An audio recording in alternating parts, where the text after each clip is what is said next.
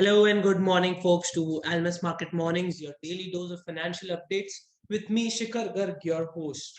And we've had an interesting evening last night. Had the release of US CPI data, which rose to 8.3% as against the expected 8.1%. And if we take further, it was seen that the core inflation accelerated at a faster pace than expected. On the domestic front, we have the inflation released today, but it was seen that RBI will be considering more hikes as the inflation persists above the comfort band for the central bank for the past 3 months. So, Pankaj, what do you think? What is your opinion about our inflation, and what should we be expecting out of the markets with these kind of numbers? So basically, the way RBI has done a mid-policy rate hikes, it's clear that RBI was in a hurry, and definitely RBI was aware of these numbers. Whatever will be released, which is likely to be released between number somewhere between 740 to 760, and RBI was aware of these numbers, so they act on this policy rate midterm. And definitely they will be acting in a June policy also. And market is pricing that. Broad government bond markets and OIS markets are already pricing that. Coming back to US number, yes, US monthly US headline numbers were higher than expected. What headline core, everything was higher than expected, but it was lower than the last month numbers. And this number also, whatever decline, it was driven by a favorable base effects. So not much to read on those downward numbers. Services cost accelerated and inflation for most goods remained stubbornly high, underscoring the persistence and breadth of price pressure. Initially, equity markets took the moderation positively and rallied a bit, but lingering doubts about whether the Fed would be successful in reining these kind of high inflation, equity markets fell and sharply fell. And today morning also, I think futures are falling only. Major indices finally ended with losses, and Nasdaq led the fall as it has been doing in this current bear phase. Now, the other part, when the inflation is higher, rate hikes are expected, move in the bond yields were very, very interesting. Immediately after the data, 10-year US yields rose to 3.0607 and then fell sharply to 290 overnight. And I think it's again dealing below 290 as of now. And that would probably I perceive that the risk aversion prevailed in the market, because above 3%, the people are interested in buying US bonds, and they don't know which will be falling more. So people are switching to safety from equities to debt, it looks like. And then another thing which we can see, that the yield curve is once again flattening. Two-year, 10-year difference now at 24 basis, which was 50 basis seen early part of this month. Raising fresh concerns about the prospect of a recession. So this is interesting. The volatility in spreads itself is very, very high these days.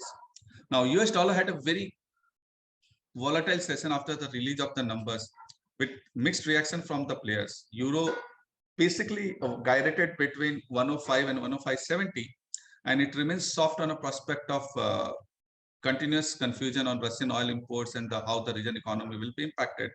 By the same time, the fall in US yield is supporting the yield single currency, because their rates are expected to go higher. The another currency which we track is yen, and now yen is trading below dollar yen is trading below 130 after the initial rally to 130.70. Any rally in yen, or basically dollar yen going down, it might happen that there could be another round of risk aversion all across. Fears of economy slowing, particularly China already in that zone, kept the commodities currencies also soft. Gold has received some support at 1830, and again it's trading around 1855 per ounce. In our view, looks like dollar is overbought and should go for a correction, but it may need further evidence of inflation slowing. We have another set of number today in the form of producer price index in US. Now, interestingly, we have not covered crypto for long, but this is a good day to crypto coverage. All crypto assets are falling, and Bitcoin, which fell through the major support of $30,000 per unit, and now dealing at 28,600. And I can tell you why it happened. It happened because there's a one stable coin, Terra, which was supposed to track US dollar, fell by 90% in one day itself. There could be more in that. That's the material is available on the net, but the Terra is a stable currency which should be basically imaging or mirroring the dollar move, fell by 90%. Indian 10-year GSEC kept drifting lower for the third day and closed at 6.22%. On rumors that government wants RBI to manage bond yields, we'll be watching today because there was another source yesterday mentioning that RBI probably will focus more on rupee rather than focusing on bond yields. Rupee traded in one of the narrowest range for 10 paisa whole of yesterday, with good demand seen from FII banks and oil companies, but equally strong selling from PSU banks, who probably seen on behalf of RBI. Now we head into Indian CPI numbers tonight, expected to post number around 740 to 760, which I indicated earlier. And we also indicated in a way that probably the rate hike is there when they meet in the first week of June. Dollar rupee looks like should further weakening, but if the dollar index correct a little, a short-term correction in dollar rupee is possible towards 76.90. That's all from me. Thank you. Okay, so Pankaj, I got few things out of it which I really like. The yield curve is being flattening again, which was initially a spread of 50, is now only a spread of 24. Even though there has been questions on how good of an indicator it is for recession, it is still one of the widely tracked indicator for recession. On the domestic front, I hear that RBI wants to focus more on managing the currency volatility instead of the yields. So that's something possibly good for the traders and the exporters or importers out here. And on the other front, crypto, I mean, these kind of markets are just going all haywire. Almost all crypto assets were seeing getting devalued.